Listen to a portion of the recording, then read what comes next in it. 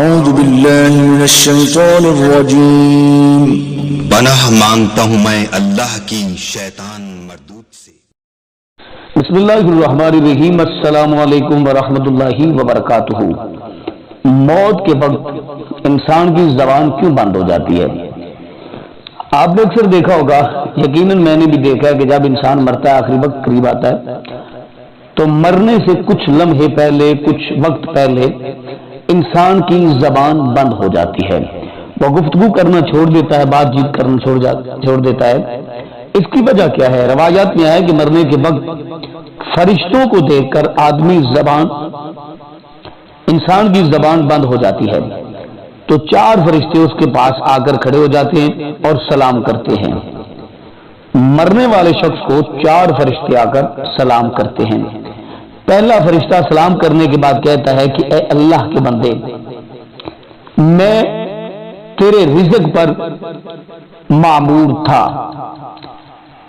میں تمام زمین پر تلاش کر کے آیا ہوں، مجھے تیرے رزق کا لقمہ کہیں نہیں ملا۔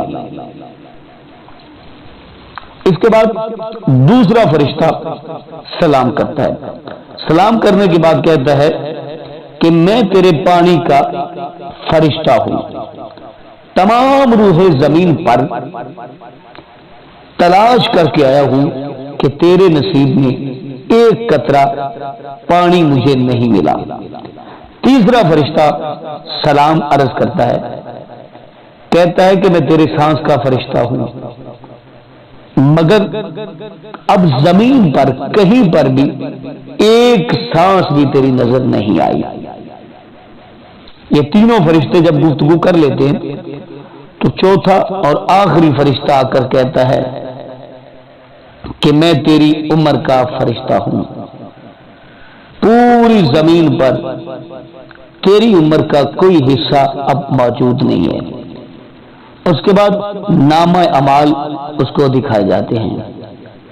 اس وقت میت کی آنکھوں سے آنسو جاری ہو جاتے ہیں، دائیں بائیں دیکھتا ہے اور نامہ اعمال پڑھنے سے ڈرتا ہے۔ اس کے بعد ملک الموت اس کی روح قبض کر لیتے ہیں۔ ہائے، میرے ساتھ بھی ایک دن یہ ہونا ہے، آپ کے ساتھ بھی ایک دن ہونا ہے۔